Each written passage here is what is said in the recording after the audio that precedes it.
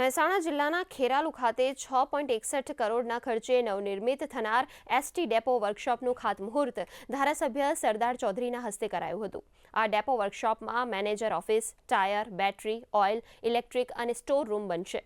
ધારાસભ્ય સરદાર ચૌધરીએ કહ્યું હતું કે આ ડેપોથી ધરોઈ ડેમ માટે વધુ એસટી બસો મૂકવામાં આવશે તેમજ એસટી વિભાગના કર્મચારીઓ માટે પૂરતી સગવડવાળું અદ્યતન મકાનનું નિર્માણ કરવામાં આવશે।